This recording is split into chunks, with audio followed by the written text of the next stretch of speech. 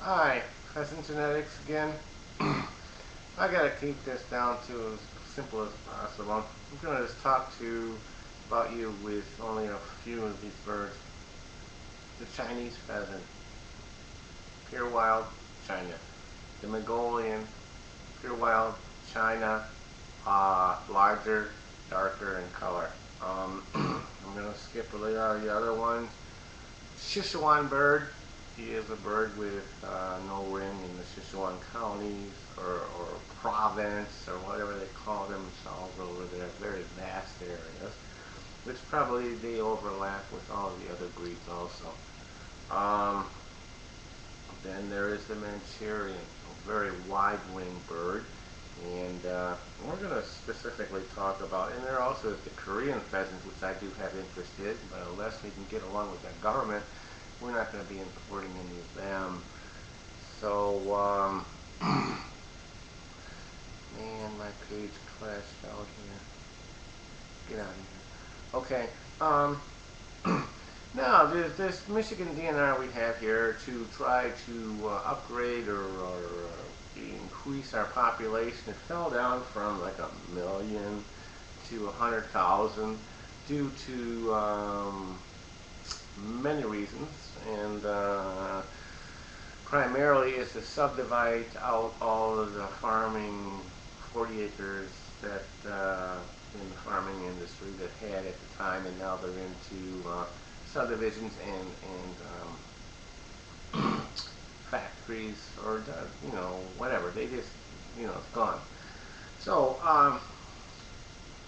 there is a loss of these birds, and it dropped, and they make an attempt to bring in new, fresher genetics and think that's going to solve the problem, and which is a great idea, but they also do have some really retarded thoughts behind it, is if, well, oh, this particular bird, Sichuan, lives in marginal habitats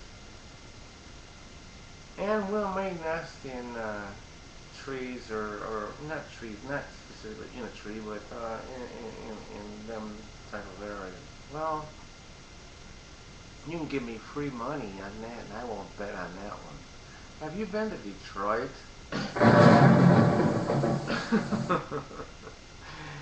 You can go in there and walk through an area where the ghetto houses have been burned down and trashed and everything, and you can flush pheasants, and they will wheel and wing around and know how to fly and go right through power lines and stuff like that, and go down into another neighborhood that is very similar, not that far away, within flying distance, and know exactly where they're going.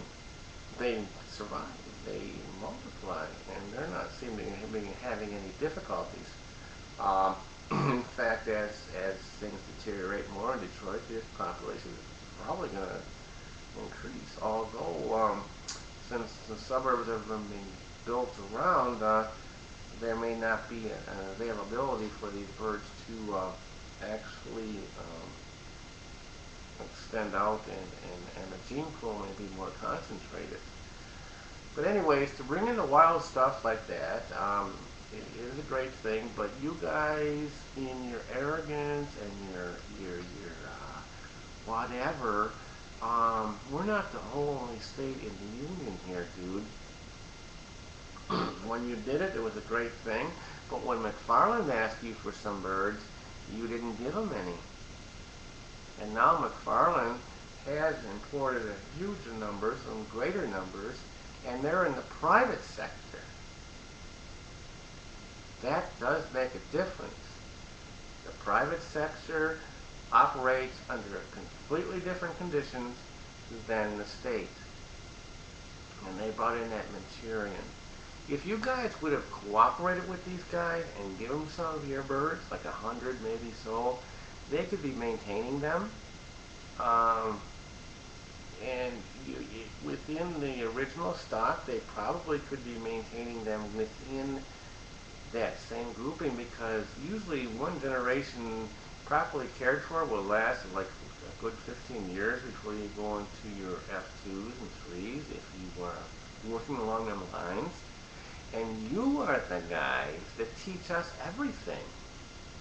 What I don't understand is when we're the ones out there and reading your materials, studying for your classes, and learning all you want us to learn, and have to cram for exams and do all we got to do to get our degrees, why aren't you practicing what you teach?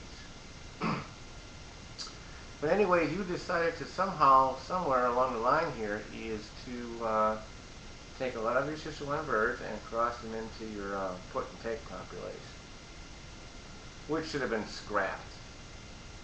I mean, I'm telling you, that was a poor choice. So you did what you did. Some of the pure wild stock is probably out there, and but I don't know how much you reduced it. But there is another state that has doing the same thing right now, and it's called Oregon, and they're doing it in the free form. They're doing it in pure. They're not doing any of the crossing, but if you were to do some of the crossing, you should have scrapped that material and turned them into meat birds and start fresh with like the blueback, which is an exchangeable term between the pure Chinese, well, pure, you can't say pure, but a uniform bird that's got good flight quality. Why you guys didn't do that? Your arrogance, like I'm saying. You did okay, but you gotta listen to the other states, you gotta listen to the private sectors, you gotta listen to the nuts and bolts, the stuff that you would teach us, and practice it. Otherwise, you're just in your own world, you know? Why? It doesn't bother me, but it doesn't make no sense. I know, and I saw this last statement you made here, sometimes in 1989. Somewhere down the road, we will make these birds available to other states.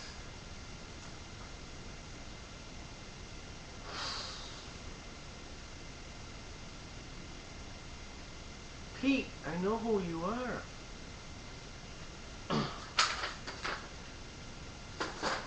Get a life. You have the education, use it.